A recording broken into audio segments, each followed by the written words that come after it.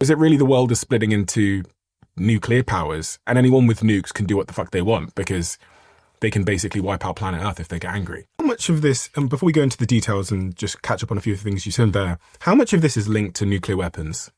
Because I was thinking, I can't really, all of these superpowers are going for countries that aren't armed with nuclear weapons.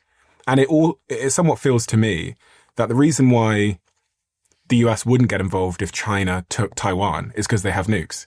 And the reason why the US is a little bit intimidated by Russia is because they have nukes. So is it really the world is splitting into nuclear powers, and anyone with nukes can do what the fuck they want because they can basically wipe out planet Earth if they get angry? And that has always been the case, except we've been constrained by the framework of the rules-based order.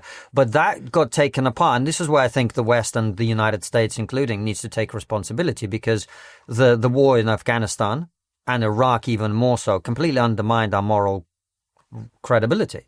You know, how can you say, well, Russia isn't allowed to invade Ukraine if you go around invading countries on a whim, making up excuses and reasons to do that?